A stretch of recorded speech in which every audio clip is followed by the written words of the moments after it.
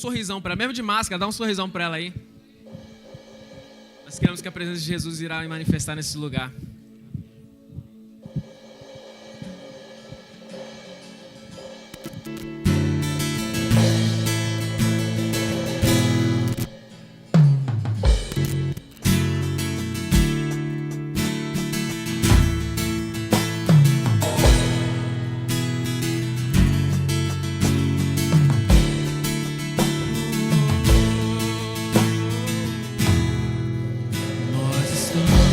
Aqui, tão sedentos de ti, vem, ó Deus, e enche este lugar. Meu desejo é sentir teu poder, teu poder.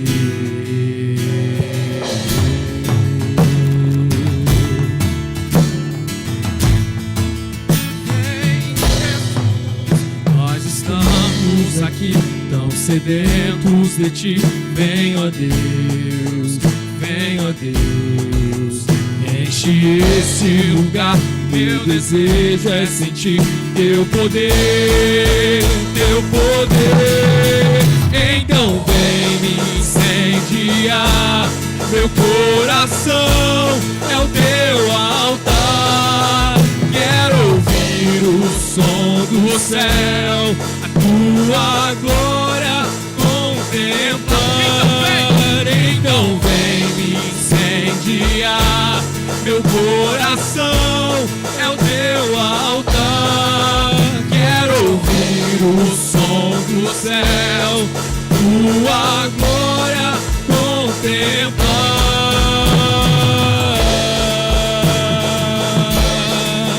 Santo Espírito, vem Jesus, vem Jesus. Nós te desejamos aqui.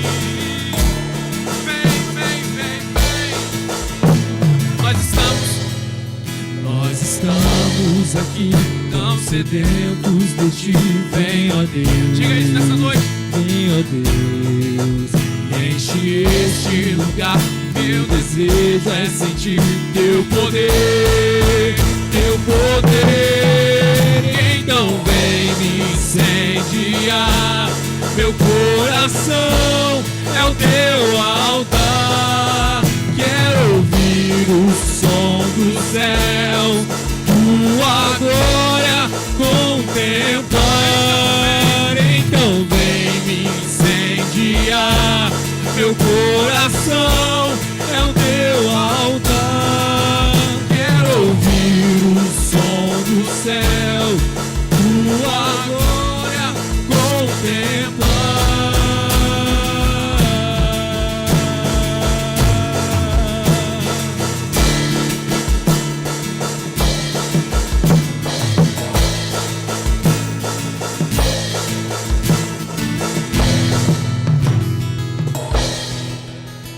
Glórias ao nome de Jesus, santo é o nome dele. Boa noite, igreja, Deus abençoe. Boa noite para quem está em casa também. Nós vamos dar início a mais um culto muito especial. Eu queria convidar você a estar orando junto comigo nessa noite. Você que está em casa também, dobre os seus joelhos, fique de pé, mas fique em reverência em Cristo Jesus, pois agora nós vamos entrar em oração. Pai, nós estamos aqui, Jesus, agradecidos por mais um dia, Pai. É o meio da semana e até aqui o Senhor nos ajudou. Nós oramos, Senhor, por toda a família da Segunda Igreja Batista em Piúma, Jesus. Nós oramos por todas as pessoas aqui presentes, Pai. Nós oramos, Senhor, pelos enfermos. Nós declaramos cura no nome que está acima de todo nome, Pai. Nós oramos, Senhor, pela nossa cidade. Nós oramos por início do culto, Pai, e que as pessoas venham estar conectadas aqui na igreja e em suas casas também. Que a mensagem venha entrar aos corações, que o louvor venha chegar aos céus com perfume, como um incenso suave ao Senhor, Pai. E a Ti nós rendemos toda a honra, toda a glória ao nome que está acima de todo nome, Pai. O nome que venceu, Pai, a morte, Pai. O nome que recebeu e que está acima da depressão, do coronavírus, da depressão e de qualquer outra doença, Pai. Em nome de Jesus nós fazemos oração. Amém.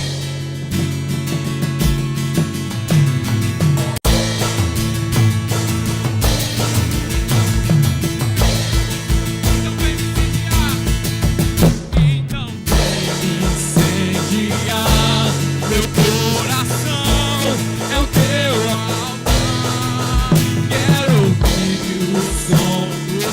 céus, tua glória contemplar. Então vem incendiar meu coração, é o teu altar. Quero ouvir os céus, tua glória contemplar.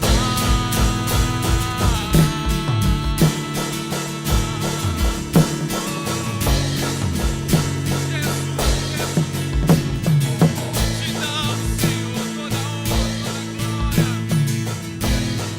Liga sua voz, declaro isso nessa noite. Te damos honra,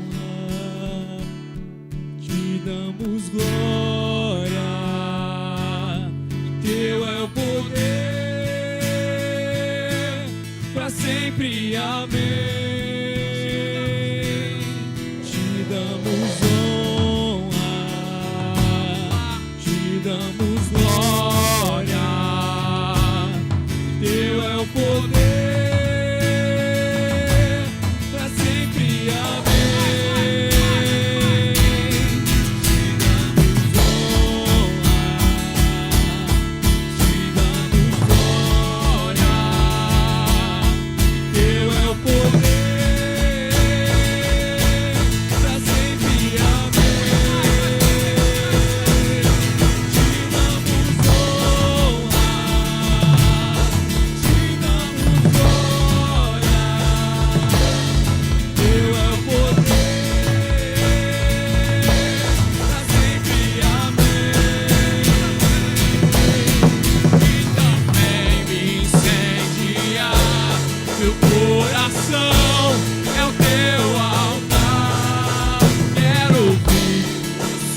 Do céu, tua glória contemplar.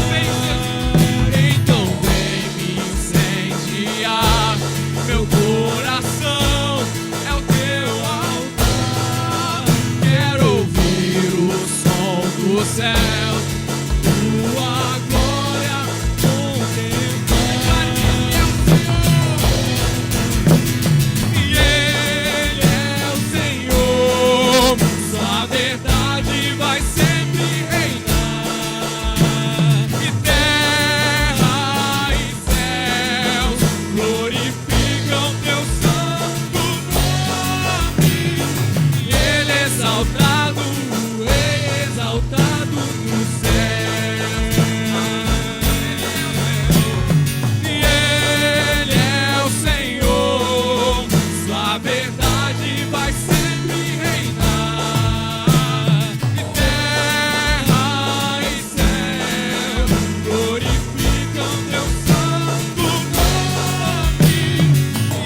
Exaltado, Rei exaltado no céu. E Ele é exaltado, Rei exaltado no céu. E Ele é exaltado, Rei exaltado no céu. Ei. Aleluia, ei. Você pode aumentar um pouquinho meu retorno aqui na voz, por favor? Ei. Ei, aleluia, amém. Amém. Vamos continuar adorando o nome do Senhor Jesus. Ele é rei sobre toda a terra, sobre todos os céus. E nós o adoramos não somente por aquilo que Ele faz, mas sim por aquilo que Ele é. Se nós existimos hoje, se todas as coisas existem hoje, é por causa dEle. A palavra vem falar que foi por causa dEle, por Ele, todas as coisas foram criadas mediante a vontade dEle. Então, meus amigos, você pode colocar a mão no seu coração nessa noite? Será que você pode dizer assim: o Senhor reina sobre o medo, sobre a escuridão, sobre mim. Você pode virar para a pessoa que está do seu lado aí, você pode dar um sorriso para ela mesmo de máscara e falar: eu te amo em Cristo.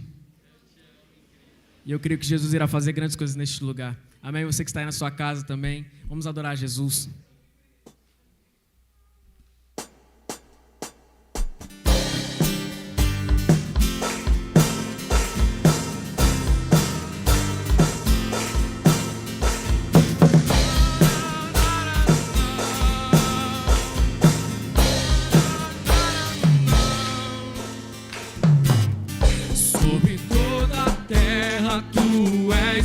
Rei, sobre as montanhas e o pôr do sol.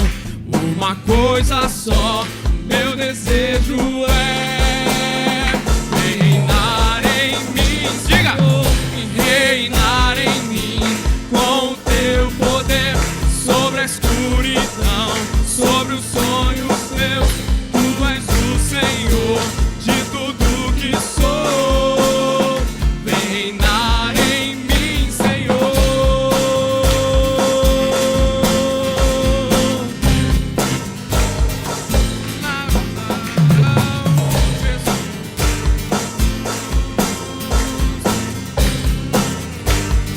Sobre o meu pensar, Sobre o meu pensar, tudo que eu falar faz-me refletir a beleza que há em ti. Tu és para mim mais que tudo aqui. Reinar em mim, reinar em mim com o seu poder sobre a escuridão, sobre os sonhos teus. Tu és o Senhor de tudo que sou. Reinar em mim, Senhor.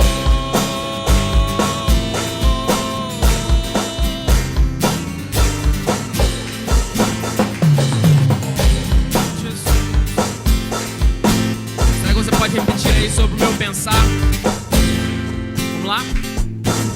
Sobre o meu pensar, tudo que eu falar faz-me refletir a beleza que há em ti. Tu és para mim mais que tudo aqui. Reinar em mim, reinar em mim com o seu poder sobre a escuridão, sobre os sonhos teus. Tu és o Senhor de tudo que sou. Reinar em mim, reinar em mim com o teu poder sobre a escuridão, sobre os sonhos teus.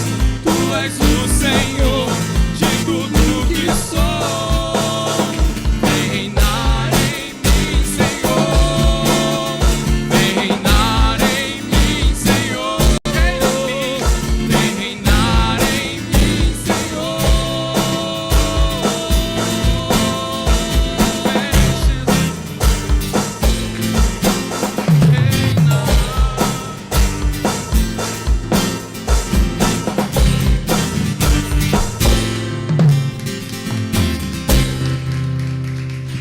Glória a Deus. Vocês podem se assentar, meus queridos irmãos. Deus abençoe a vida de vocês. Nós temos alguns avisos antes do dízimos e ofertas. Eu queria dar o primeiro aviso que no dia 15 nós vamos fazer uma grande carreata de oração aqui na nossa cidade. Renan, eu quero participar. Dê o seu nome para o pastor Alexandre, fala se você vai de carro, ou se você, pastor, eu não tenho carro, mas fala que você quer ir. E se você está indo sozinho, também dê o seu nome. Nós precisamos fazer uma lista. E na semana seguinte, nós vamos estar dando todas as informações necessárias com todos os horários. Amém? O segundo aviso que eu tenho para te dar é que no domingo agora nós vamos fazer ceia. Então é muito importante que você também confirme presença. Nós temos vagas limitadas aqui na segunda igreja pela quantidade de pessoas. Então você precisa correr e mandar mensagem para o pastor. Por quê? Nós estamos preparando os kits para quem vai cear em casa. Então se você vai vir ao culto, você precisa dar o seu nome. Amém? Vou repetir. Se você quer participar na ceia presencial aqui, você deve dar o seu nome ao pastor. Eu repito, são vagas limitadas. Amém? E se você não for vir participar, também avise, porque é importante que nós vamos estar cientes que você vai receber na sua casa um kit que nós vamos estar fazendo e entregando para a sua vida. Nós vamos passar agora também para um momento de dedicação de dízimos e ofertas. Eu queria que você desse uma respirada. Eu sei que é dia de semana, às vezes você está cansado, mas a Bíblia diz que nós devemos confiar no Senhor, amém? Nós devemos confiar nele e tudo ele fará ao nosso respeito. Ele vai cuidar da nossa família, ele vai cuidar dos nossos filhos, cuidar dos nossos empregos, pois acreditamos que não é o que vem da terra que nos sustenta, mas é o que vem dos céus. Vamos estar orando nesse momento? Pai, Nós te rendemos graças a Jesus, porque o Senhor é santo e misericordioso, Pai. Nós entregamos, Senhor, aqui agora, Senhor, como um louvor, Pai, como adoração ao Senhor, Pai, as nossas ofertas, os nossos dízimos, Pai, e principalmente o nosso coração quebrantado e puro e humilde, Senhor, na Tua casa, Pai. Eu oro por todos os membros da igreja, Pai, pelas pessoas que estão aqui, Senhor, que o Senhor venha abençoar em nome de Jesus, Pai. Eu oro, Senhor, para que os empregos estejam melhorando, Pai, que vagas de emprego sejam criadas, Pai. Eu oro pelos empreendedores dessa igreja, Pai. Eu oro pelos profissionais liberais, Pai, que em nome de Jesus, Senhor, possa estar abençoando todos, Pai. Em nome de Jesus, Pai. Eu oro, Pai, pela cidade em si, que o Senhor possa estar abençoando e curando, Pai. Sabe, todo o espírito de morte nós repreendemos agora em nome, Pai, todos os responsáveis, Pai, em nome de Jesus, nós oramos para que a Tua justiça seja estabelecida nessa terra, Pai, em nome de Jesus, Pai. Nós oramos pela vida de cada um aqui, Pai, com os corações quebrantados, Pai, e com os corações certos, Pai, em nome de Jesus é que nós fazemos essa oração, Pai. Amém e amém.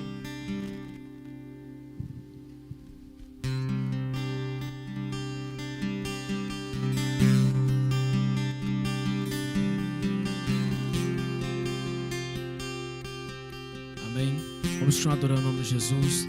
Os irmãos podem ficar de pé. Vamos continuar celebrando a Jesus, pois toda a honra e toda a glória nós damos a Ele.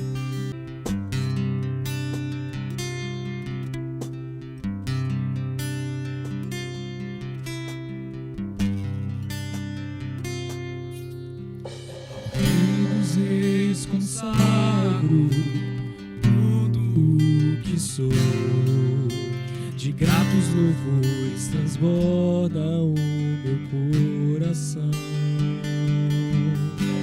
A minha vida eu entrego nas Tuas mãos, ó Senhor, pra Te exaltar com todo o meu amor.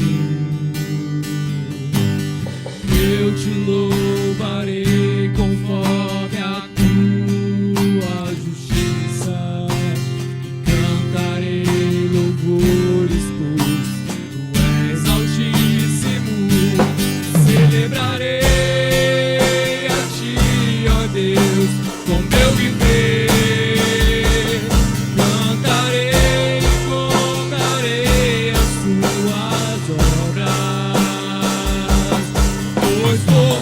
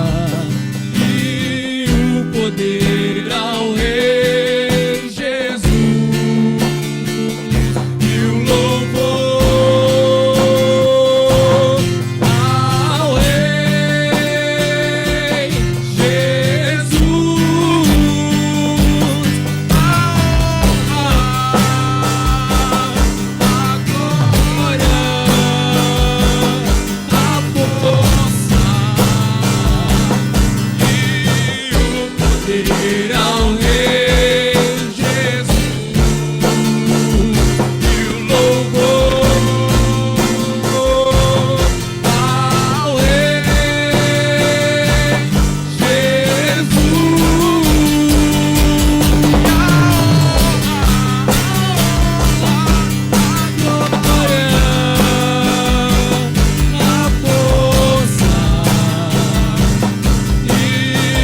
poder ao Rei Jesus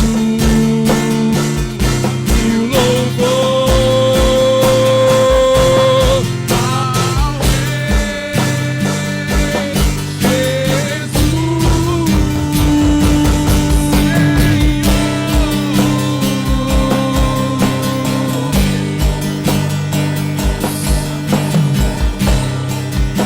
Espírito Santo, muito obrigado, Deus, por tudo que o Senhor está fazendo aqui nesta noite, Jesus. Que o Senhor continue falando nos nossos corações, Pai, através da palavra que será traga aqui nesta noite, Jesus. Fale grandemente, Jesus, que os nossos corações possam estar abertos, Pai, para receber aquilo que o Senhor tem para cada um de nós, Senhor Jesus. Muito obrigado por tudo, em nome de Jesus. Amém e amém, Jesus. Amém. Vamos nós. Glória a Deus, você está perdendo, hein?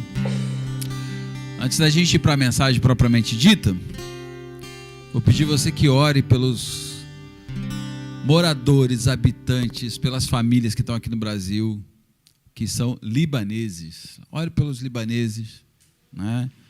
Esse é um momento em que não tem diferença alguma, não tem diferença religiosa, não tem diferença de nada. Esse é um momento de chorar com os que choram, orar com eles, tá bom? Foi um carregamento diferente do que muita gente diz, né? Hoje eu estava lendo as notícias, tentando ler no jornal o mais próximo que eu conseguia de lá, né? E o que se sabe até hoje é que eles estocaram de um navio 2 toneladas e 750 mil quilos 2 toneladas e 750 quilos de nitrato de sódio, que é uma coisa extremamente explosiva. Aqui no Brasil é comprado só com regulamentação do Exército, de um navio que estava navegando por lá. Eles apreenderam o navio em 2013, gente. E esse negócio está estocado lá até hoje. Sabe aquelas coisas que você diz assim, não deu nada até hoje, vai dar nada. Não, está aí. E uma hora tem uma catástrofe dessa. Então, ore pelas pessoas. Eu também soube que o Brasil é a 2ª colônia libanesa no mundo. Só tem mais libanês do que o Brasil no próprio Líbano. É o maior lugar em que tem libanês depois do Líbano, é no Brasil. Então, provavelmente, tem muita gente no Brasil chorando, preocupada com as pessoas que ficaram lá, preocupado sem ter comunicação com eles, sem saber onde eles estão. Então, o que a gente pode fazer é orar. Vamos orar por eles, para que Deus intervenha com misericórdia e graça sobre a vida deles. Amém? Dito isso, abra sua Bíblia aí em João, capítulo 21. Nós vamos ler do versículo 1 até o versículo 5. João, Evangelho de João, capítulo 21. Vamos ler do 1 até o 5. Vai chegar aqui para você já já, né?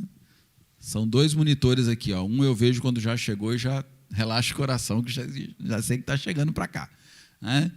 Diz assim o texto: algum tempo depois, Jesus apareceu de novo aos seus discípulos à margem do mar de Tiberíades.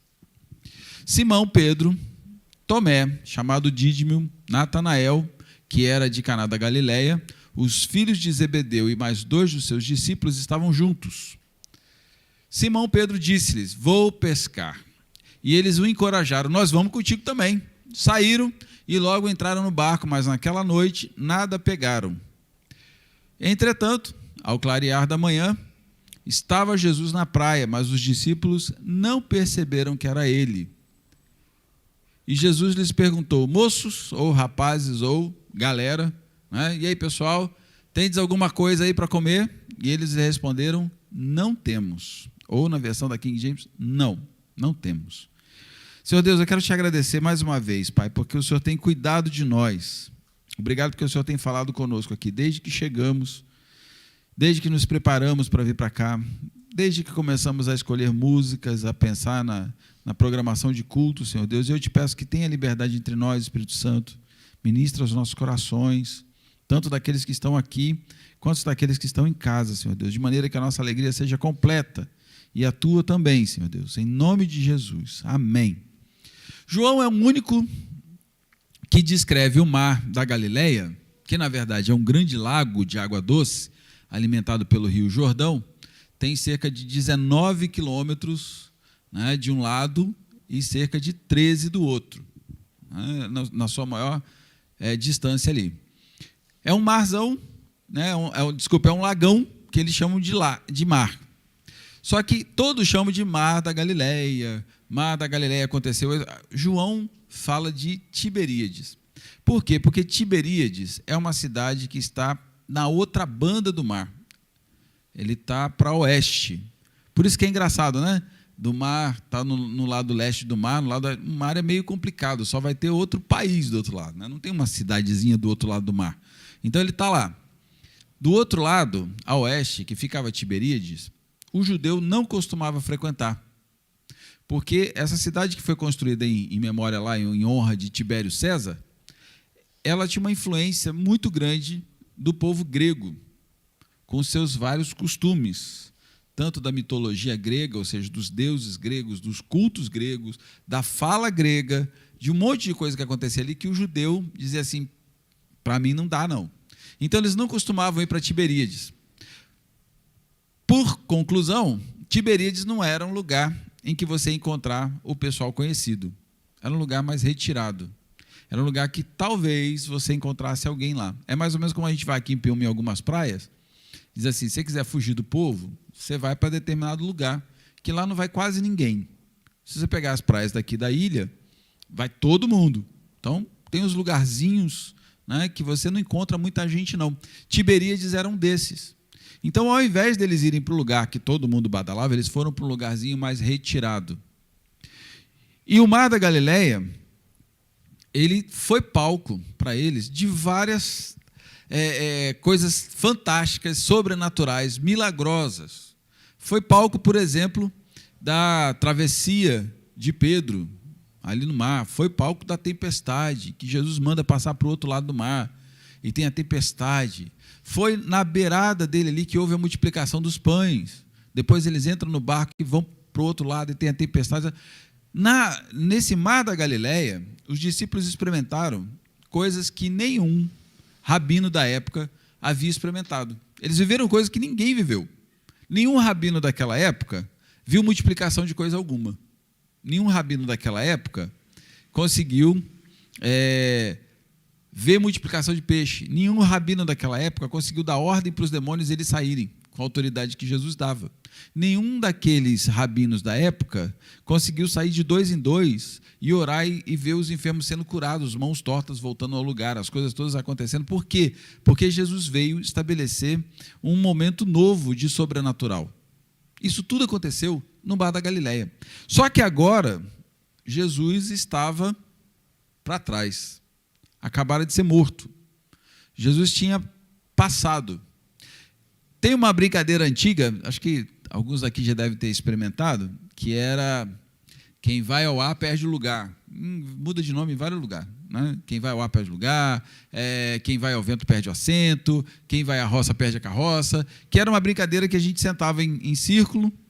A gente já denunciei que eu sou mais velho, né? Então a gente sentava em círculo e vinha um dos meninos andando atrás, às vezes usava uma bola, às vezes não, mas ele dava um toque e partiu. Você tinha que correr para voltar ao seu lugar antes dele. Um corria para um lado, o outro para o outro. Às vezes um corria atrás do outro. Quem chegasse primeiro no lugar de volta, no círculo, ocupava o lugar. Se você não conseguisse, perdia o seu lugar e você tinha que ficar rodando. A grande questão é que o nosso coração ele faz uma brincadeira de quem vai à roça perde a carroça.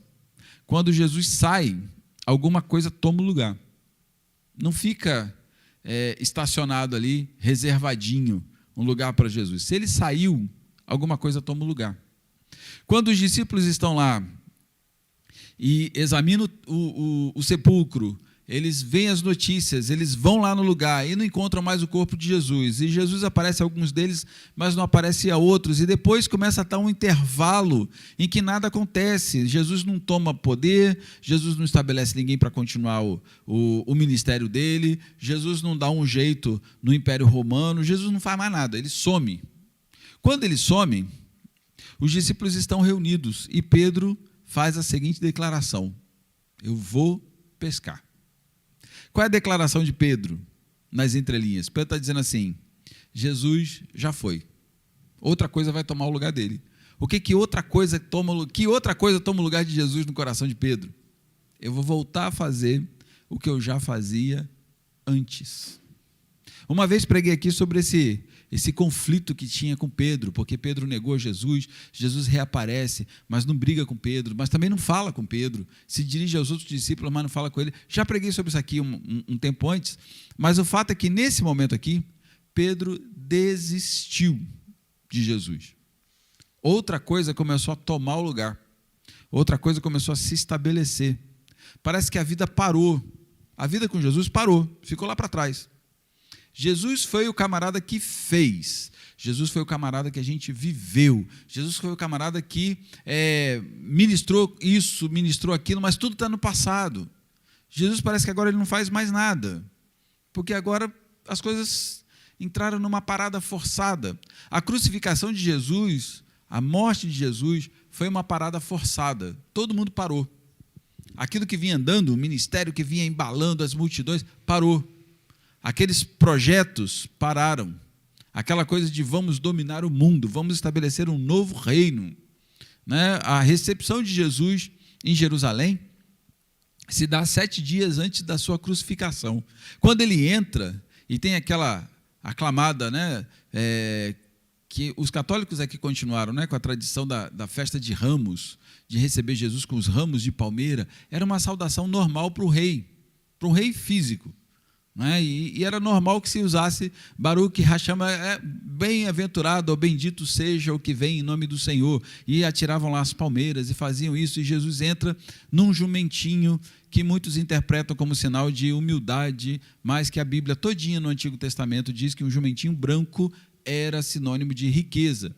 Então as pessoas veem assim, um cara humilde num carro presidencial, e eles falam assim, é rei, aquele cara ali é um rei. E ele já começa a saudar, porque eles entendem que chegou uma autoridade. Esse camarada que seria o Messias, o ungido, o próximo rei de Israel, ele morre e tem uma parada brusca. Eu lembro do aniversário passado, em que o pastor Tiago, que já está virando, né, 2 aniversários que eu passo aqui, 2 vezes ele vem pregar no aniversário da igreja, está virando, né, o oficial de aniversário. Mas eu lembro que o pastor Tiago soltou uma expressão aqui, quando ele estava pregando. Ele diz assim: não tem como a gente não ficar surpreso com o que Deus fez ao longo de 2019. O que Deus fez com essa igreja em 1 ano? Não tem como não ficar surpreso. O que Deus fez, que a revolução que ele fez, as coisas que aconteceram em 1 ano não aconteceriam normalmente nem em 5. Foi muita coisa rápida, tudo de uma vez só. Mas tivemos uma parada forçada. E aí, na parada forçada, parece que tudo que Deus vinha fazendo ficou lá para trás. Parece que aquilo que ele fez parou em algum momento lá atrás. Parece que ele não faz mais. Parece que ele descansou. Parece que ele voltou para o céu. Parece que ele agora está sentado no trono, esperando o jogo acabar, para a gente se encontrar com ele. Tinha um amigo meu, que a igreja aqui conheceu, que é o esposo de Zuleika, o Vital, é um dos melhores treinadores de handebol do Brasil. Né? Ele tinha uma expressão muito boa, que ele dizia assim: chega uma hora que você toca a bola e espera o jogo acabar. Não tem mais o que ser feito. Você já está administrando. Ou você está ganhando, ou você já perdeu, não tem muito o que fazer, mas chega uma hora que é tocar a bola e esperar o jogo acabar. Toca a bola. Né? E parece que a gente passou a viver um momento de toca a bola, espera o jogo acabar, em que todas as coisas pararam. Os discípulos começaram a sair daquela crescente de milagre para cá, de coisa para lá, de revolução nisso, revolução naquilo, e Jesus fazendo um monte de coisa. E todo dia, se você ler o Evangelho de Marcos, tem dias na vida de Jesus em que Marcos relata 5, 6, 7 milagres de uma vez só, num dia só. E tem um capítulo que diz assim: Jesus voltava para casa, depois de um dia inteiro fazendo coisas, Jesus voltava para casa e quando ele chega na casa para descansar, tinha gente esperando milagre ainda. E ele ainda conversa com o pessoal e ainda faz milagre. Então a vida dos discípulos era de um acontecimento atrás do outro, uma coisa doida atrás da outra. Quando eles achavam que já tinham visto tudo, Jesus fazia algo maior ainda. E eles ficavam maravilhados, só que agora houve uma parada. Jesus parece que não se manifesta mais. Jesus parece que descansou. E Pedro solta essa expressão: quer saber? Vou pescar. Vou pescar. E parece, né? Já estou indo, hoje é rapidinho, tá, gente? É só 1h30. Mas parece que quando a gente toma essa decisão, parece que quem vai encorajar a gente é gente de fora. Mas não é gente de fora. Pedro foi encorajado pelos demais discípulos. Tanto é que 6 deles, pelo menos, sobem com ele no barco. Né? Vai Tomé, o Dídimo, vai mais 2 filhos, mais 2 discípulos. Então, havia 7 pessoas naquele barco. Não foram os de fora que disseram assim: Pedro, é isso mesmo, esquece esse negócio, vão pescar, vai lá cuidar da sua vida. Né? Lembra, em Lucas capítulo 5, Jesus encontra Pedro pescando. Onde? No mesmo mar que ele está agora. A carreira de Pedro começa no mesmo mar em que agora termina, aparentemente termina. Começa ali e termina ali. Pedro estava pescando e Pedro resolve voltar a pescar. É como se tivesse pego esse intervalo em que Jesus fez todas as coisas e tivesse sacado esse intervalo e ligado uma coisa na outra. Antigamente, quando os gravadores eram de rolo, agora tudo é digital, mas antes do MP3, antes do CD, antes das mídias digitais, os gravadores eram de rolo. Se você quisesse editar alguma coisa, você pegava as coisas que não estavam boas no meio, cortava, tinha um estiletinho, tinha todo método, a gente criava uns métodos, cortava, passava, tirava esse pedaço, escutava de novo, colava com um durexzinho e a fita passava de novo. Você tirava o pedacinho que não ficou bom e continuava.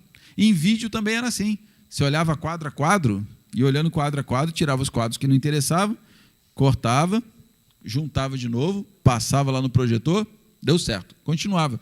Isso era edição naquela época. Não era tão simples como é agora, que qualquer adolescente faz no celular. Era braçal. Parece que a gente sacou um período em que a gente teve uma experiência maravilhosa com Jesus e voltou, grudou a parte de antes com a parte que a gente está vivendo agora. Pedro pegou todo aquele período de 3 anos com Jesus, sacou da sua timeline, da sua linha de tempo ali, sacou e juntou o que ele estava fazendo antes com o que ele queria passar a fazer de novo. Quando a gente começa a tirar Jesus do lugar e outra coisa começa a substituir, a gente começa a aparentemente colocar outros deuses no lugar. A aparente desistência de Pedro, que viu milagres, não era só dele. A desistência de Pedro era de alguns que estavam à volta dele. Porque quando ele fala assim, vou pescar, já tinha gente ali, vou também. Então tinha gente que se viu desistindo antes de Pedro, mas talvez não tenha tido coragem de falar. Ficou lá quietinho. Quando Pedro falou, eu vou também. Vou também, estou nessa. Qual é a boa para hoje? Vamos pescar, vamos embora. Todo mundo já estava com tudo prontinho para pescar. Desistimos antes, porque parece que por um tempo Deus não se manifesta mais. Parece que por um tempo Deus parou de se manifestar, Deus parou de fazer milagres, Deus foi substituído por um Deus, eu separei alguns deuses aqui, mas Deus foi substituído por um Deus filosófico. Sabe o que é um Deus filosófico? Vou te explicar.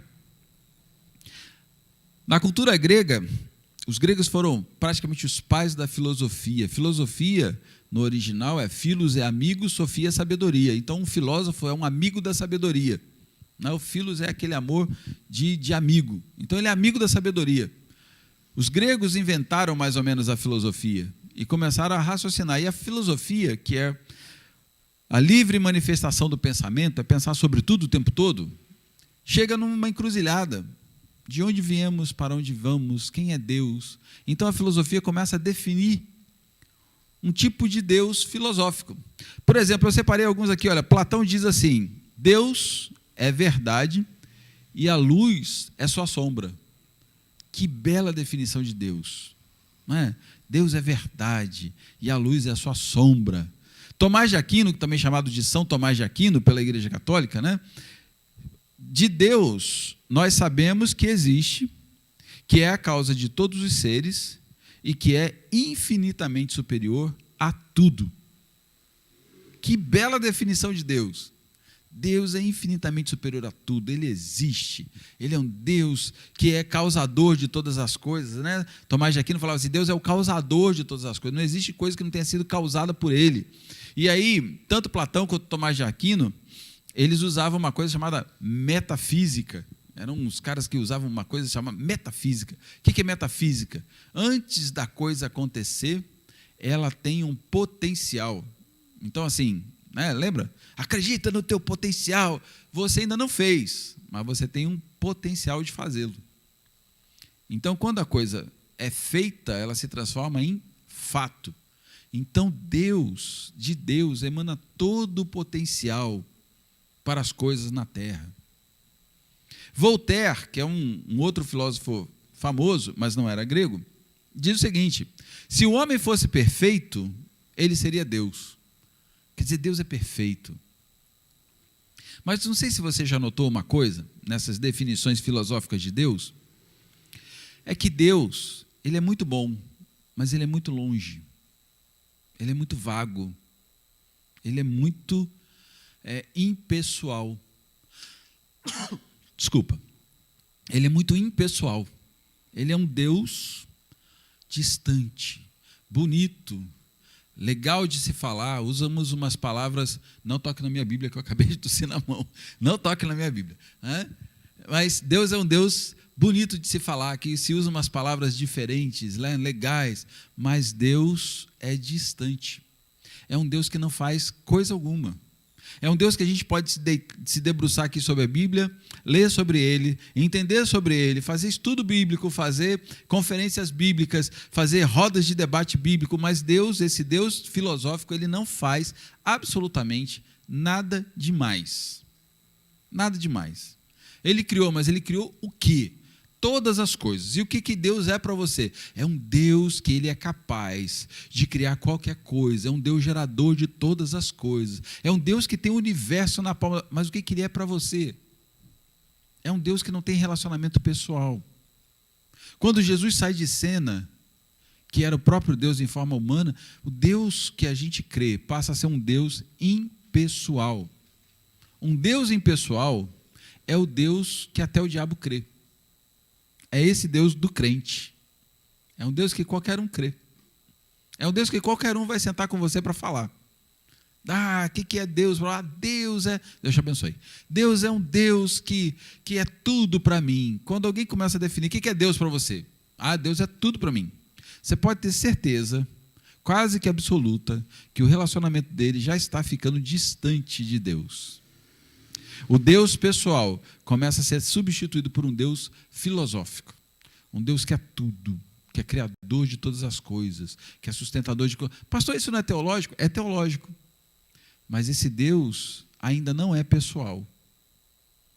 Engraçado que na teologia, Deus é chamado de Deus porque nós cremos em Deus.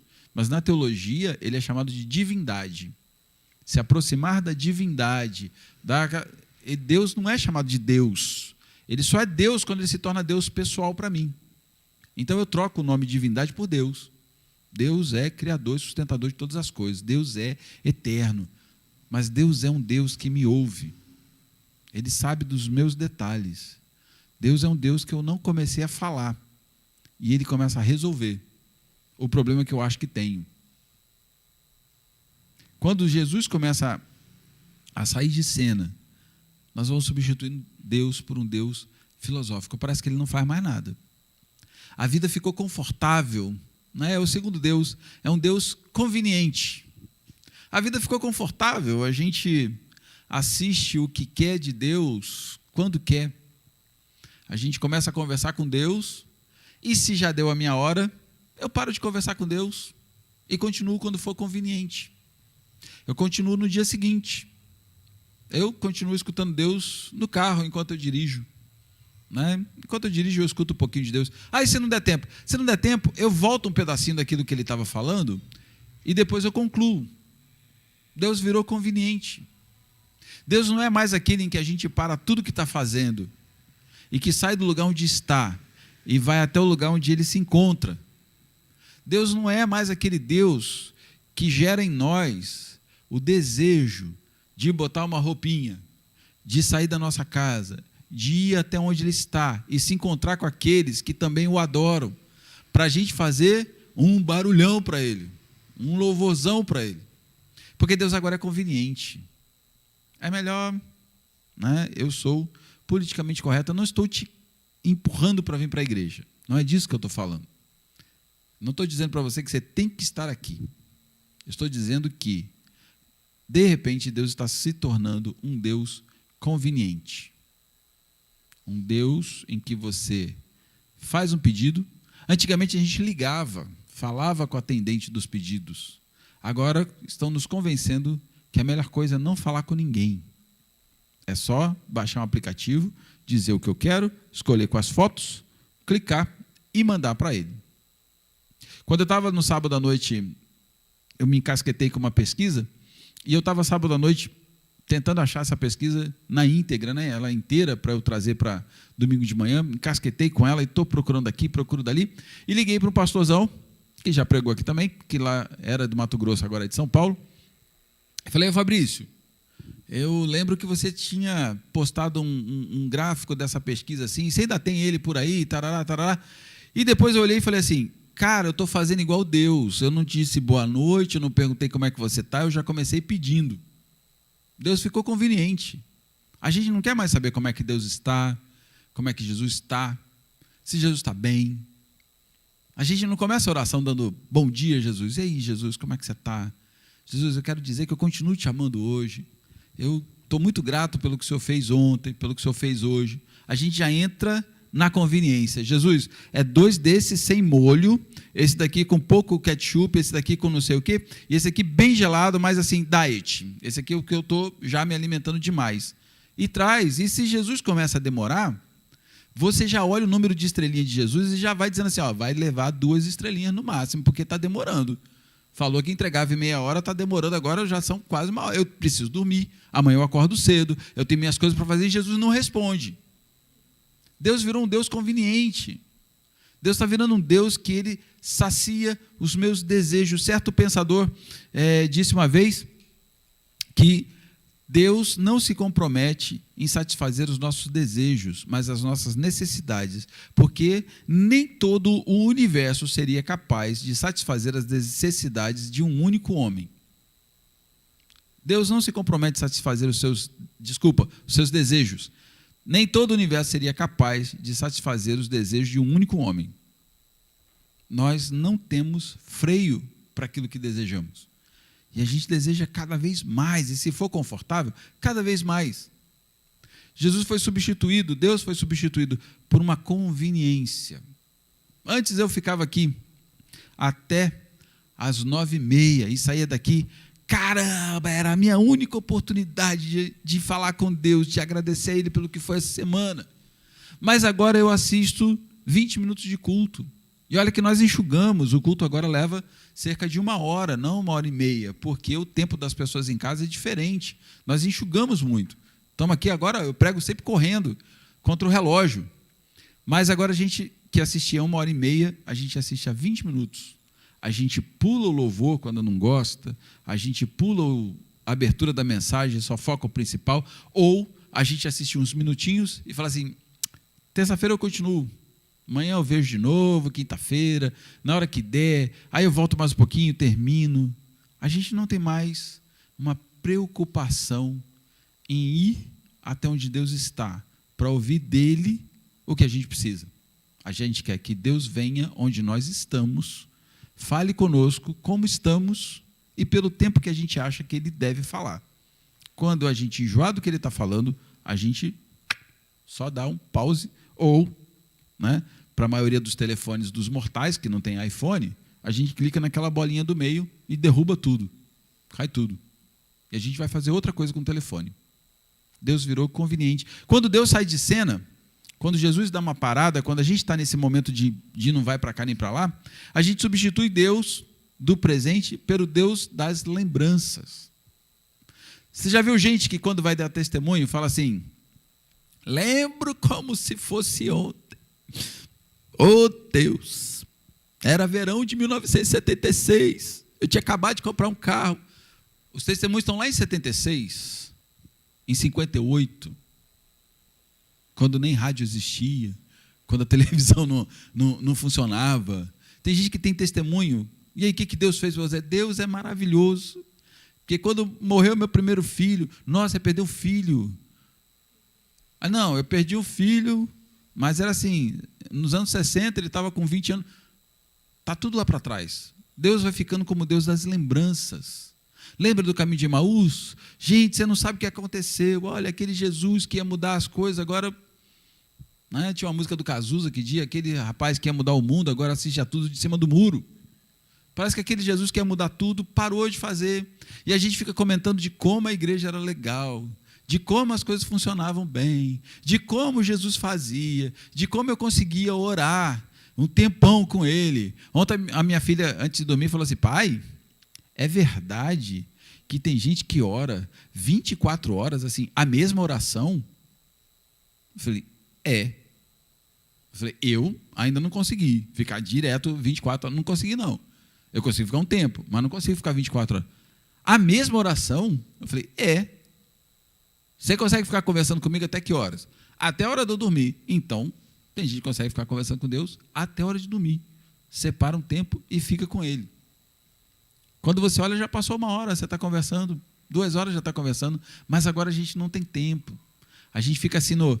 Quando eu orava e Deus fazia e Ele falava, oh, que saudade. Mas agora veio a pandemia não é desculpa. Mas agora a gente está proibido, a gente não está proibido. A gente só não quer mais. Por quê? Porque de verdade o que está acontecendo com a gente não é só em Piúma, é globalmente. O que está acontecendo com a gente é que Jesus está sendo substituído por outras coisas. Jesus está sendo substituído por outras coisas mais interessantes do que Ele. Tem uma música do Arautos do Rei que diz assim: se Ele não for o primeiro em seu coração, então já não há mais nada, não basta de uma ilusão. Mas se Ele for o primeiro, o seu companheiro, motivo do seu existir, você vai sorrir, você vai cantar. Ele diz que o céu é aqui, quando Jesus está aqui, quando eu me ajoelho, e ele começa a cantar essas coisas. A gente parou de cantar isso, porque agora Jesus já não é mais o primeiro, ele está disputando ali a brincadeira do foi a roça, perdeu a carroça. Parece que ele tem que correr atrás do meu celular, igual um doido, porque o meu celular chega antes dele no lugar dele. Aí quando ele chega, e o celular ainda faz, e ele tem que ficar andando na roda de novo, procurando alguém para ele bater no ombro. Quando ele bate no ombro, e ele olha, alguém sai correndo, e ele tem que correr atrás de novo. É como se a nossa cabeça, o nosso coração, ele tivesse várias coisas sentadas em círculo, e Jesus fosse mais uma delas, tendo que correr para disputar espaço, porque se ele for a roça, ele perde a carroça. Por último, no reencontro com Jesus, olha só o que acontece. Quando eles passam a noite toda pescando, vou pescar, sou bom nisso, tem equipamento para isso, tirou a roupa que ele usava, uma roupa de linho, era comum dos pescadores, por cima, né? Então, não necessariamente ele estaria completamente nu, mas ele estava provavelmente com roupa de baixo. Eu já vi aqui no Porto, fiquei ali um tempo, né, com esse texto, olhando como é que os pescadores voltavam, não essa semana, tá, gente? Mas fiquei olhando como os pescadores voltavam do mar, e alguns deles voltavam só de cueca, só de cuecão, né? Voltava lá, e de qualquer jeito, descabelado, barbudo, porque está no mar, é mais confortável. Então, quando eles voltam pela manhã, Jesus está na beira da praia. E ele fala assim: e aí, pessoal, tem alguma coisa aí para a gente tomar café? Porque eles estavam em jejum ainda, né? Viraram a noite. E olha o que a Bíblia diz. A Bíblia diz duas coisas para você. Primeira, eles não reconheceram Jesus. Porque quando a gente começa a colocar Jesus para outro lugar e outra coisa vai tomando o lugar dele, quando ele volta a falar com a gente já não sabe mais se é ele que está falando. Amém ou não amém? Quando você fala com alguém, outro dia eu liguei para uma irmã daqui da igreja que está até aqui e atendeu a filha. E eu já falei como se fosse a mãe. Não, sou eu. Eu falei, caramba, você está com a voz da sua mãe. Porque vai crescendo. Porque vai se distanciando. Não tem mais contato todo dia. Então a voz já não está naquele banco de dados ali, ó, rapidinho. A voz já não está mais ali fácil. Quando Jesus começa a falar com eles, nem a fisionomia estava fácil. Nem a voz estava fácil. Provavelmente ele já usou aquele termo várias vezes. E aí, pessoal, qual é a boa para hoje? Vamos embora. Levantou o acampamento, ele já tinha usado. Mas quando ele começa a falar, a gente já não sabe mais se é ele. Você começa a orar e já não sabe mais se a resposta é de Jesus ou não é. Já não sabe mais se é o meu coração que quer ir ou se Jesus está falando comigo. Porque ele está ficando para trás. Fizemos uma parada. Jesus começa a falar e a gente já não lembra mais dele. A segunda coisa que acontece quando eles encontram com Jesus é que ele fala assim: tem alguma coisa para comer aí? E eles falam: não temos. A vida sem Jesus, ela volta ao início. Tem gente que diz assim: vou começar a minha vida de novo. Mas a vida de novo era a vida de fracasso. O Pedro, com toda a expertise dele, era uma vida de fracasso. Começou de novo. Começou como de novo? Vou pescar. Beleza. Começou como de novo? Igualzinho a primeira vez. Vida de fracasso. Eu não conheço mais Jesus. E também não tenho mais resultado. Quando Jesus me pergunta: e aí, o que você fez no tempo que você não estava comigo? Porque agora eu consegui, né? Jesus conseguiu correr em volta, conseguiu empurrar o celular, driblar a internet, tirar os amigos, o bate-papo de não sei de onde e sentou. E aí conseguiu um lugar. E aí te perguntei: e aí, o que aconteceu enquanto eu estava fora? Nada. O que você produziu? Nada. O que você tem aí para a gente compartilhar? Nada. E é interessante que quem faz o café da manhã é Jesus. Porque quando ele pergunta o que eles arrumaram, ele já tinha o peixe. Porque ele diz assim: olharam, pescaram, então volta lá e pesca de novo. E eles voltam lá e pescam. E a Bíblia diz que eles pegaram 150 grandes peixes. Mas quando ele chega na praia, Jesus não precisou de nenhum dos peixes dele. Porque quando ele chega na praia, já havia peixe na brasa e já tinha pãozinho lá para eles. O café já estava pronto quando ele perguntou.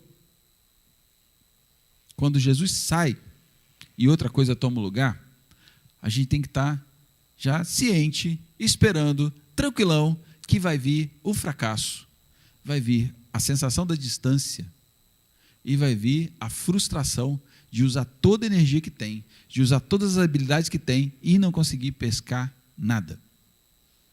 É engraçado que a nossa vida, a gente diz assim: eu tinha um relacionamento muito bom com Jesus. Eu tinha um relacionamento ótimo com Jesus. E aí eu dei uma parada. Então, é assim, tranquei matrícula na faculdade com Jesus. Eu parei no 5º período e quando eu voltar, eu retomo a matéria dali. Só que a vida espiritual nossa, ela não é similar a essas coisas. Ela não é nem similar a uma escada. Diziam assim: a vida com Jesus é similar a uma escada, você vai subindo degrauzinho por degrauzinho. Nos anos 80, 90, você evangelizava dessa forma, ou você fazia discipulado dessa forma. Você vai subindo os degrauzinhos e tal. Só que os tempos mudaram, e eu vou te dar uma analogia nova. A vida com Jesus é igual uma escada assim, mas uma escada rolante. Na escada rolante, ou você está subindo, ou tu está descendo. Você não tranca a matrícula com Jesus. Você não para de orar e volta a orar como se só tivesse trancado matrícula. Você volta a orar com as mesmas dificuldades de ter que conhecer alguém de novo. Pensa bem. Você começa não de onde parou, você começa do começo de novo. É o que ele está explicando para Pedro. Pedro, parou, beleza. Não, Jesus, ainda bem que é você. Estava só esperando você voltar. Mas ele fala assim, ei, o que você tem aí? Nada. Lembrou, Pedro? Igualzinho a primeira vez. A gente não começou daqui, a gente começou do zero de novo. A gente começou com as frustrações de novo. A gente começou com angústia de novo. A gente começou com ansiedade, porque Pedro tinha aprendido a lançar sobre ele toda a ansiedade, porque ele tem cuidado de nós, né? Ele tinha cuidado dele, mas agora sem ele, voltou a ansiedade de novo. E aí, como é que vai ser? O que eu vou fazer? Imagina a cabeça de Pedro pescando. Como é que vai ser? Eu menti para o camarada. Rapaz, ele me pegou mentindo. Lucas diz que quando Pedro nega e o galo canta, Jesus olha da sacada lá do cenáculo, olha para ele, direto para Pedro. Pensa, você ser pego numa mentira e o cara que você jurou que por ti darei a minha vida momentos antes, ele está olhando direto para você, mas não fala nada. A vida é igual uma escada rolante. E a última analogia para você ter uma chance de recomeçar as coisas, é uma coisa que é muito peculiar para nós aqui em Piúma, que é a história da tartaruga. A tartaruga tem uma particularidade, a tartaruga marinha, ela tem uma particularidade muito interessante. Ela sempre desova na praia em que ela nasceu. O ciclo da vida dela sempre começa no lugar onde ela começou. É mais ou menos como Pedro. Só que agora ele está do outro lado da praia. Interessante, as tartarugas fazem isso reconhecendo as linhas magnéticas. Lembra? Equador, Trópico de Capricórnio, Trópico de Câncer, o meridiano ali, o Greenwich, o zero, e aquelas linhazinhas todo lado. A tartaruga consegue navegar com um GPS, baseado nessa memória das ondas eletromagnéticas. Ela consegue lembrar da praia. Só que como é um campo magnético, a tartaruga não acerta o mesmíssimo lugar que ela saiu. Ela tem um desvio de 20 quilômetros, dependendo do lugar. Né? Fizeram um estudo uma vez na Flórida, que é uma península, então aquela pontinha assim dos Estados Unidos, é a Flórida, e descobriram que a tartaruga que nasceu desse lado voltou para desovar desse lado. Por quê? Porque a linha passava no mesmo lugar. Só que a praia era tão estreita que tinha esse lado e esse. Então a tartaruga volta. Ela volta para o lugar de onde ela parou, de onde ela nasceu. Ela volta onde tudo começou. E ali ela põe os seus ovos e volta para andar. Faz um monte de coisa. Quando ela está pronta para colocar ovos de novo, para onde ela volta? Seja qual distância for, ela volta para o mesmo lugar onde tudo começou. Eu não sei quantas coisas, porque a gente está falando aqui de 100 dias, estamos falando de 25 de março, eu já preguei na transmissão sem ninguém na igreja. 18, pastor Júnior Fanticelli pregou aqui, dia 25 fui eu, e já era transmissão, ainda estava lá do outro lado. Então estamos desde março até agosto. Eu não sei quantas coisas já tomaram o lugar de Jesus, ou se você já notou que ele foi saindo devagarinho. Antes a gente se preparava para o culto, agora já não se prepara mais. Antes a gente já estava lá naquela expectativa de vai começar a transmissão, agora a gente está vendo qualquer coisa e começou o negócio. E troca lá, né? Se for aquela TV Smart, troca lá, põe no YouTube rapidinho, ou pega do telefone e joga para lá, ou pega o celular, um olho no celular, outro olho no jornal, um olho no celular, outro olho em outra coisa. Nota que ele foi saindo, ele não sai de uma hora para outra, ele vai saindo devagarzinho. E tem gente que diz para você assim, é assim mesmo, agora é a modernidade, vai ser assim mesmo. Isso não vai acabar mais não. Não vai acabar. Não vai acabar. Mas vai acabar é aquela sensação de que Jesus estava tão pertinho que a hora que ele olhava diferente, eu já pescava o que ele ia fazer. Hoje eu estou me sentindo igual o Toninho, né? Estou lembrando de muitas músicas aqui.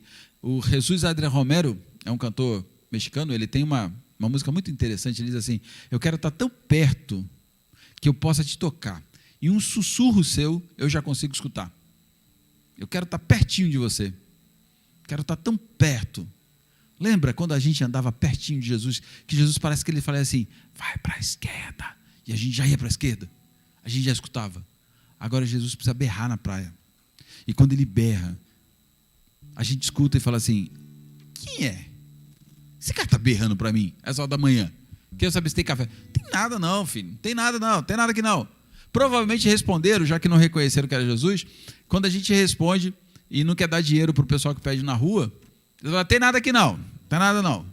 Né? Eu cortei a cerca viva lá de casa, do Muro dos Fundos, e antes ninguém via nada lá, agora eu cortei bastante, e eu não lembrava dessas coisas, né? Então eu tô lá umas 10 e pouco esperando as meninas dormirem, eu tô lá na cozinha, e tô lendo uma revista, e daqui a pouco, ei! Eu falei, não é Jesus. Eu falei, eu falei, mas que raio de ou? Não estou acostumado com ninguém. Tinha um camarada no muro, já assim, com a cabeça lá para dentro de casa. Você tem um dinheiro aí, não? Eu fui perguntando isso para ele. Ah, não tem não. Eu falei, não tem não. Não, é que eu acabei de ser assaltado. Eu falei, não tem não.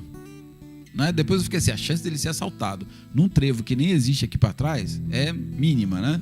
Mas você fala assim, quando você responde que não está afim mesmo, aí você fala assim, ah, não tem não. Você nem procura, nem se preocupa em saber se tem, de repente tem alguma coisa. Provavelmente quando Jesus fala alto com a gente, ei, tem alguma coisa aí? Aí você fala, ah, tem não. Vai caçar o que fazer, estou ocupado. Jesus vai saindo devagar e outras coisas vão entrando no lugar dele. Se você começar a olhar com calma, muita coisa já entrou no lugar dele. A gente diz assim, não posso ir, não estou te convidando para vir. Fique bem claro, né? Eu estou te dizendo o que está acontecendo. A gente diz assim, não dá para ir. Não dá, eu queria tanto, mas a gente vai para a padaria, a gente vai para o mercado, a gente vai para a fila da Caixa Econômica, a gente vai para um monte de lugar. Né? Tem gente que às vezes passa aqui, eu fico aqui no portão, pastor, marca aí para eu poder ir no culto, que eu tenho que reservar lugar agora, né? Eu falei, olha, hoje, por exemplo, tem lugar para você, é só atravessar a rua e vir. Não, então, eu vou reservar, no outro eu venho. Não vai vir. Eu não estou preocupado se você vem ou se você não vem. Eu estou preocupado porque há sintomas de que alguma coisa está tomando o lugar de Jesus na sua vida. Isso me preocupa. O fato de estar aqui ou não estar, não me abala. E eu corro bastante atrás das pessoas aqui. Né? Eu rodo todo mundo, eu ligo para as pessoas, eu estou indo atrás de todo mundo que eu posso. Isso não me preocupa. O que me preocupa é que certas atitudes demonstram que outras coisas estão tomando o lugar de Jesus. E como eu te falei, ou você sobe, ou você desce. Você não estaciona no lugar. Você não tranca a matrícula no relacionamento com Jesus. Não troque Jesus por um Jesus filosófico, um Jesus conveniente, um Deus que é grande, é poderoso, mas que não é pessoal. E eu quero te convidar hoje a orar comigo. Eu vou te chamar essa oração de oração da tartaruga. Por quê? Porque você vai orar para você voltar lá no lugar da praia, onde você nasceu, lá onde Jesus falava com você e você sabia dele direitinho o que ele estava falando. Vou te convidar a orar para lá, naquele momento em que o coração queimava, doido para vir falar com Jesus, em que você ficava assim, não vejo a hora de começar, não vejo a hora de chegar domingo. Que dá uma falta, dá uma carência, uma saudade, mas a saudade não se manifesta, não se traduz em ato. Hoje eu escutei um rabino falando que o judaísmo não é uma religião em algo que se crê, mas é algo que se pratica. É uma forma de se conduzir. O nosso cristianismo está deixando de ser uma forma de se comportar para ser uma coisa que eu acredito. Você quer orar assim comigo hoje? Jesus, eu quero voltar lá. Eu quero voltar para aquele negócio que estava. Eu sei que algumas coisas mudaram, que eu vou ter que esperar a escada rolante subir mais um pouco, mas eu preciso voltar. Preciso pegar de onde eu parei. Jesus, eu quero me arrepender hoje, porque algumas coisas estão tomando o meu lugar, estão tomando o teu lugar, desculpa. Eu quero me arrepender hoje porque sorrateiramente eu vi a brincadeira acontecer, de quem foi à roça perdeu a carroça, e eu não pedi para parar a brincadeira. Porque é assim, se você disser assim, não quero essa brincadeira aqui, você tira todo mundo da brincadeira e chama Jesus de volta. É desse jeito. Você tem autoridade para interromper a brincadeira. Eu não tenho. Você tem. Eu tenho autoridade para interromper a brincadeira na minha vida, mas não tenho autoridade para interromper na sua. Por isso eu preciso que você ore daí, que você ore daqui. E eu oro por mim mesmo. Você quer fazer essa oração comigo, que eu chamo de oração da tartaruga, para a gente voltar lá onde começou? A gente pode andar por vários lugares, mas sempre retornar para o lugar onde Jesus está, na praia onde tudo começa. para a gente começar do jeito certo de novo, quantas vezes forem necessárias. Senhor Deus, eu quero te agradecer, Pai, por essa noite, por tudo que o Senhor é. Senhor, ouve a nossa oração, Jesus. Eu te peço que nos perdoe, Senhor Deus, me perdoe, porque outras coisas começam a tomar o seu lugar na minha vida. Me perdoe se despretensiosamente, se negligentemente, eu não interrompo as brincadeiras de quem foi à roça, perdeu a carroça, e deixo o Senhor ficar girando e disputando lugar no meu coração, junto com tantas outras coisas, Pai. Eu quero interromper essas coisas a partir de hoje, Senhor Deus. Senhor Jesus, eu já não tenho prazer em sair de casa. O culto que antes era festivo, que era uma alegria, para mim está se tornando um peso. Quando eu começo a olhar nas minhas comodidades, nas possibilidades de assistir o culto, enquanto belisco uma coisa na geladeira, na comodidade de assistir o culto de pijama, eu me sinto desanimado ou desanimada de sair de casa. Eu quero muito é que a vida continue como está muito tranquila agora. E eu não tenho notado que o Senhor está perdendo lugar no meu coração. Jesus, eu já não oro mais como eu orava antes. Eu já não te escuto mais como eu escutava antes. E Jesus, eu estou começando a experimentar as mesmas coisas que Pedro experimentou.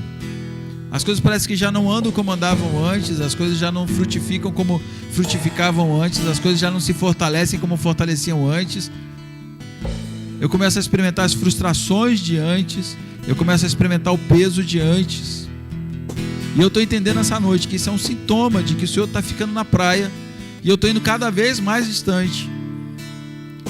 Por isso o Senhor tem me chamado de volta ao longo desses dias e eu não tenho reconhecido mais a sua voz. O Senhor tem me perguntado o que eu tenho para tomar café e eu tenho te tratado como um pedinte qualquer. Tenho te respondido com uma resposta qualquer, com uma resposta monossílaba: não. Volta para cá, não. Ah, Jesus, quando me deparo com essas coisas, eu vejo quão longe eu estou indo. Quando me deparo com essas coisas, eu vejo quão distante eu estou ficando. Mas eu quero fazer essa oração da tartaruga hoje. Eu quero voltar para o lugar onde tudo começa. Eu quero voltar para o lugar de onde o Senhor nunca sai. E quero recomeçar as coisas, quantas vezes forem necessárias, mas quero recomeçar ao seu lado. Porque quando a tartaruga volta para a praia, ela se sente segura em colocar os seus ovos, ela se sente segura em deixar ali o seu produto do seu trabalho e volta para o mar com a certeza de que eles vingarão, de que os ovos nascerão, de que outras tartarugas virão, de que uma outra geração de discípulos virá e que essa praia continuará sendo frequentada por aqueles que virão. Ah, Jesus, como pastor dessa igreja, eu te peço que visite, Pai, aqueles que estão fazendo essa oração comigo, Senhor Deus. Tenha misericórdia, Senhor Jesus, manifeste a tua graça, Senhor Jesus. Mas faça dessa noite uma noite de recomeço, Senhor Deus.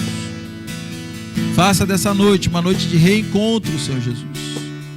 E faça dessa noite, Senhor Deus, uma noite em que os fracassos ficam, em que a vergonha de estar nu fica, e que começa um novo relacionamento com o Senhor, como foi na vida de Pedro. E que a partir de hoje, aqueles que se sentem desanimados passem a ser pastores de ovelhas, passem a ser discipuladores de novos, passem a ser propagadores do teu reino, Senhor Deus, para que o teu nome seja glorificado, porque só o Senhor é digno de toda a nossa honra, de toda a nossa adoração, de todo o nosso louvor, Pai. Nós pedimos em nome de Jesus, Pai. Amém. Você pode aplaudir o Senhor? Deus te abençoe em casa. Até domingo.